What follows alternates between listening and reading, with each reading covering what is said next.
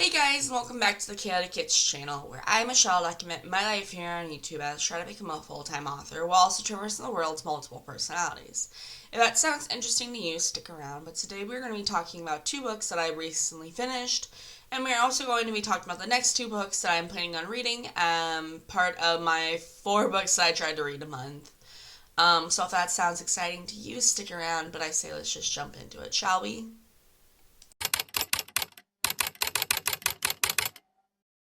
Hey guys, today is May 4th.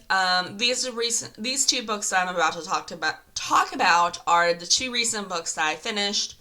I finished these books over the weekend. The first book that I read is a middle grade book called The Nocturnals: The Mysterious Abduction by Tracy Hecht. This book is, like I said, a middle grade. I read this book for my littles, and quick little, I guess, introduction to what littles are. Littles, basically, I'm somebody who's part of a system. I have some sort of dissociative disorder, either dissociative identity disorder or other specified dissociative disorder. I've never been fully diagnosed. It's just a lot of things in play, and I just don't have.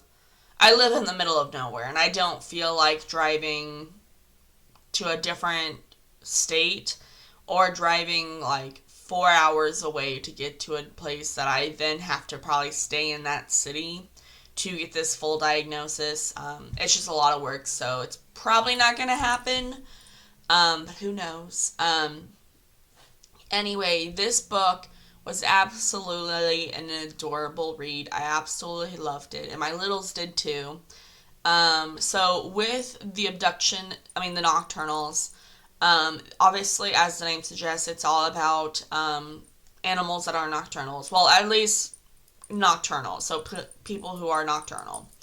Typically referred to animals. But this story takes place in the Australian outback, and all the characters are nocturnal animals. And the three main characters we follow are a red fox, a penguin, I think I'm saying that right. I don't know. And a super glider. Sugar glider, not a super glider, a sugar glider.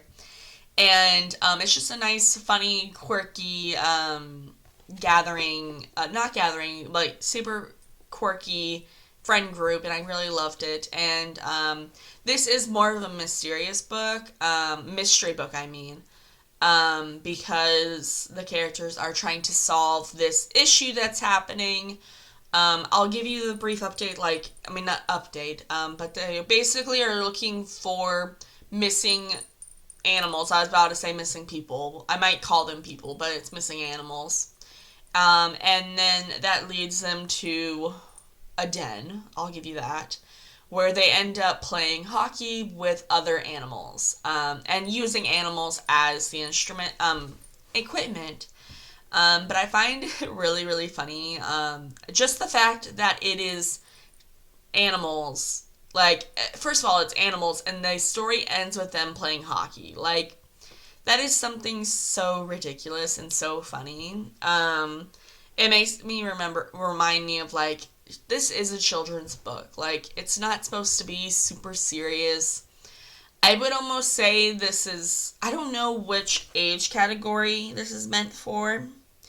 I would almost say it's more I don't know, younger, older kids. So I would think 7 or 8 year olds maybe. I don't know. But I really, really enjoyed the story, and just the simple fact that they were playing hockey is hilarious to me. But I finished this book whenever I was doing my reading vlog, which is getting posted on Tuesday, which you guys should have already seen. But I really, really enjoyed it. It was super cute. The funny little quirky moments with each of the characters. And I will say there's subtle hints of romance between characters, which I'm just of course there has to be. Because I believe that every story has a little bit of romance. You may not see it outright, but there's always some sort of romance happening. It might be just subtle, nudges, teasing, or at least, but like I don't know, there's always some sort of romance. It doesn't have to be romantic. It can also just be family romance. Well, family love, not family romance, because I feel like romance does imply more couple relationships almost. But this book completely took me by surprise. I loved it. And the simple fact that, like, I couldn't predict that they were going to play hockey. Even whenever it came to that point, like, they were talking about what's going on, and I'm like, are they describing hockey? But it was super interesting. I loved it. Yeah, it was absolutely fun. Yeah, I don't know what else to say. I really enjoyed it. I think so. I don't give star rating, like I don't give Amazon reviews for stories, just because I am an author and it doesn't feel right for me to rate a book, especially a book that could be possibly in my genre. So I just don't rate the books. But personally, for me, I gave this a 4 out of 5. Basically, the reason I gave it a 5, a 4.5, just because I don't think every book should be a 5. And honestly, like, there's some aspects of this I was like, okay.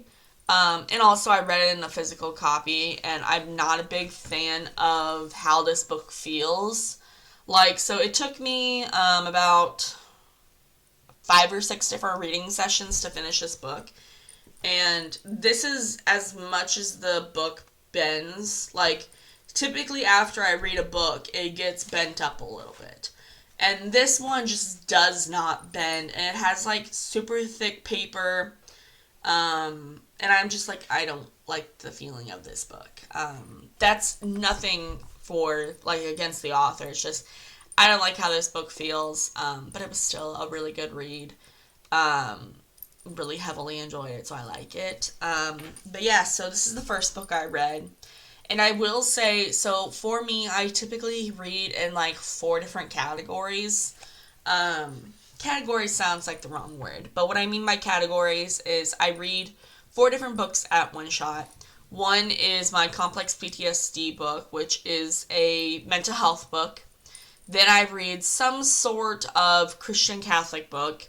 Then I read a middle grade, and then I read a young adult book. And yeah, so that was my middle grade book. And the next middle grade book that I am planning on reading is called The Princess Swap.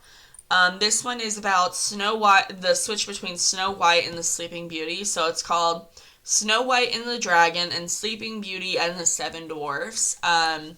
Yeah, so I'm starting this book. I don't really know what I'm getting into. I bought this book at Walmart, and I was like, the reason I bought this is because my niece is getting up to the age that, well, I bought this a while ago, but I was like, my niece is probably going to want me to write a princess story whenever I get a chance to write her story. So I'm like, it makes sense for me to pick up a princess book and see how they do it and maybe implement my own life, own twist on the story. I'm not really sure. I was just like, I want to see how this goes. Yeah, and it also is one that has sprayed edges, and I'm like, this book is just beautiful. But I'm pretty sure there's 4 books in this series that I know of. And, I'm thinking, like, if I do finish these books and I really enjoy them, even with the Nocturnals, I'm like, if I really enjoyed these 2 books, I might, at the end of it, give them to my nieces and nephews, and be like, hey, here, this is a book that Aunt Michelle loved, and you guys can read it too. So it might give them more initiative to read the book. But yeah, I'm going to be reading The Princess Swap. Have no idea what I'm going into. This one is by Kim Busing. I would call it Bussing, but I don't know if that's how it's pronounced. But yeah, this is the one that I'm going to be reading. Yeah. I don't know really what I'm going into except different character, like, I'm assuming it's going to be the same Disney character, like, Disney stories, just in a different aspect. So, I don't know. I'm going to take a little bit of a break, and then we'll get into the second book that I finished, which I finished on May 3rd, so I'll be right back. Okay, so the next book that I read was my Christian fiction, nonfiction book story. I think actually all my Christian, not like all my Christian reads so far this year has been fiction books. Nonfiction books, which is interesting. I think that's what I was going for. But the book that I finished was An Introduction to Prayer by Bishop Robert Barron. I finished this book on the 3rd.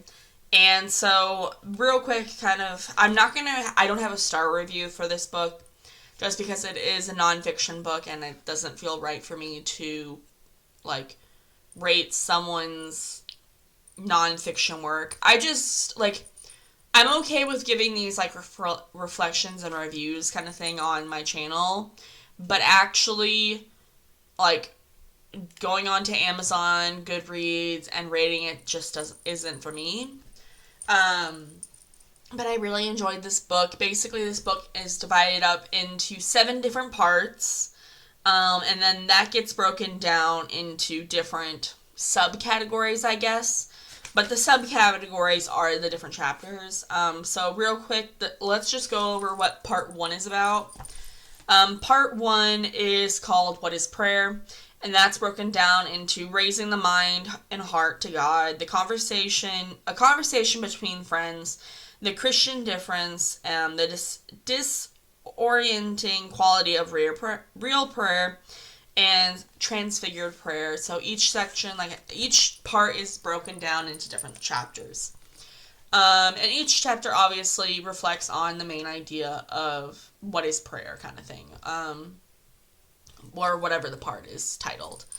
I really enjoyed this, and I got to reflect on a lot of good things. So, whenever it comes to my Catholic fiction books, Catholic nonfiction books, I will read it, journal about it, and have a little notebook that I write, like, key factors that I took away from that moment. I also do this with my Complex PTSD book. But yeah, so that's kind of how the overall story outline, like not story outline, but overall notes that I take for the chapters that I read, and then turned it into my own reflection on it. And so I really, really enjoyed this. It just kept enforcing some thoughts and other teachings that I've learned in the other 3 books that I've read in the Catholic Christian fiction novel. Stories. I think I've read 3 or 4 now. But so with this, it just keeps enforcing that, the mind, body, and soul, prayer and silence. Also, I can't think of all the things that I reflected on. It's just been, I'm currently recording this in the morning, so it's a lot. But yeah, I really enjoyed this read. I took away some really key factors. And when I was reading this yesterday, before me and my dad got to work on the house, I realized, God works in mysterious ways. And, I can say this till I'm blue in the face. God just works in mysterious ways. I sometimes read, say yesterday, I was, the whole concept of yesterday was basically, okay, I apparently can't remember it, but just, not being sad, different, okay, now I remember. It's whenever you're, in a bad spell, turning to God rather than going deeper into your whole sadness, which really reflected on me and my depression, because obviously I've been suffering with depression for my last eternity of life, but also, the last couple of weeks I was really suffering with depression. I'm feeling better ever since May started, so I've been feeling really good for the 4 days. But it's so funny how God was I get you're going through depression and depression's normal, but that does not mean you fall deeper into your depression. Yes, depression sucks, but you need to turn to me. And it just keeps reinforcing things like that. And it's just everything that I did based on like religious things yesterday, or just really even thinking about life in general. Like, it was just like, hey, I get your struggles, turn to me kind of thing. And, yeah, it just is funny. And, like, I say mostly with the Catholic things that I did, but most of the day yesterday was either working on the siding of the house or actually doing religious reading and stuff. But yeah, I really enjoyed this book.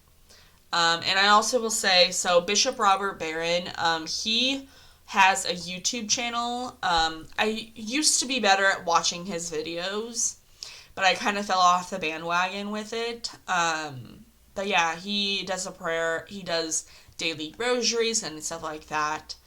Yeah, and it was just super great to read his book. Um, and my next nonfiction Catholic read is going to be A Light in the Shadow, based on a true story. So this is about a real life person's journey to God and journey to God and the spiritual life.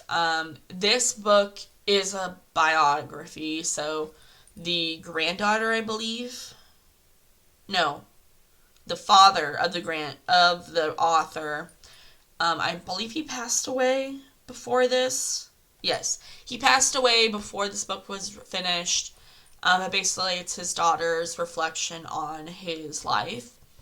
I don't know what I'm really getting into, and I'll have links to each of these books in the description below. But when I looked this book up, it is no longer available online. I'm pretty sure, like, I feel like this book was just like a book that was mostly printed for family. But this one just happened to be at my local mission, and I was like, oh, I want to read it kind of thing. Mostly because I like to kind of listen to other people's stories about their Catholic findings and stuff, or at least Christian findings. And I will say, so this book, at the bottom of it, it says Family Concerns, Christian Living, and a Biography. But yeah, so it'll be quite interesting to read. Yeah, I don't know, I'll be interested to read it. But yeah, those are the books that I finished, and the books that I'm going to be moving on with. Yeah, I think it's gonna be really fun. I don't know what else I was gonna say. If you guys have read these books, go ahead and leave a comment on how you felt about the books down in the comments. If you guys have a book suggestion that you would be like, hey, I think you would enjoy this, go ahead and leave that also in the comments. But if you enjoyed these kind of reflection review book review sections of this channel, I would love to hear about it in the comments down below. Also, leave a like on this video. I feel so weird doing this, but I hope you guys enjoyed. And remember to keep making fantasies come true, one story at a time. And I'll see you guys next time, okay? Bye!